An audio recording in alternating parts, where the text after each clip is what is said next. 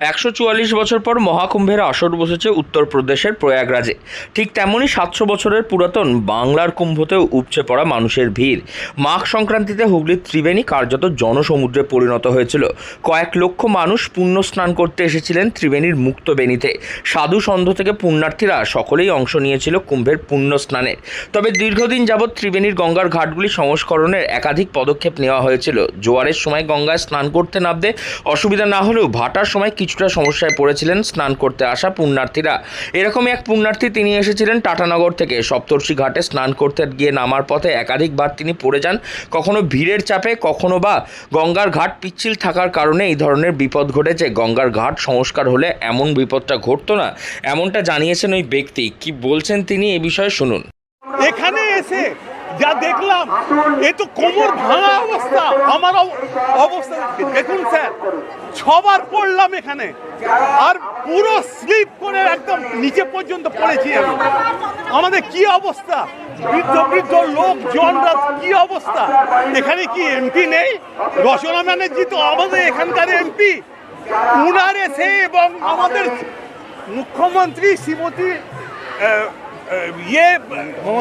মমতা বন্দ্যোপাধ্যায় এসে এই ত্রিবেণীর সঙ্গমে এসে স্নান করা উচিত।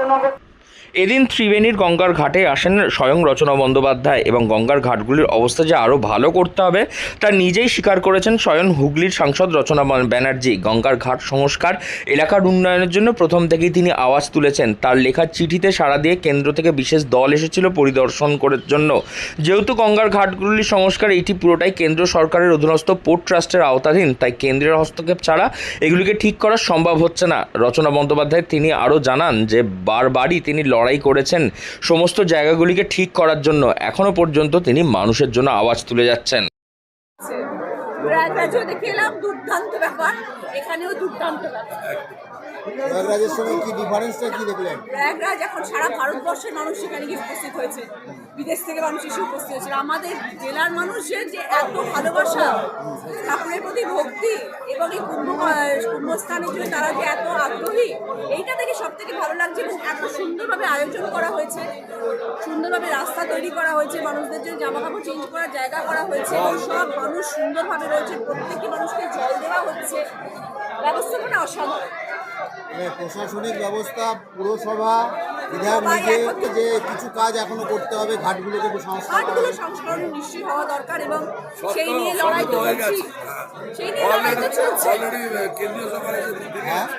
কেন্দ্রীয় সরকারের দল এসে, প্রতিনিধিরা এসে দেখে গেছেন এবং আমার আওয়াজ জারি থাকবে যতদিন না আমার কোনো কিছুটাও আমি তাদের থেকে সাহায্য পাবো এবং তারা যদি আমাদের ওপর একটুখানি নজর দেন আমাদের পুরো পশ্চিমবাংলার দিকে, যাতে মানুষ ভালো থাকেন, আমরা যাতে মানুষকে সুবিচার দিতে পারি এবং মানুষের যাতে জীবন সুরক্ষিত থাকে, এটা যদি ওরা ব্যবস্থা করেন তাহলে তো কিছুই নয়। কিন্তু আমি আমার তরফ থেকে যথাসাধ্য চেষ্টা করে যাবো যাতে গঙ্গা সংস্করণ হয়, পালগুলো ঠিক হয়, গঙ্গার ভাঙন রোধ করা যায়।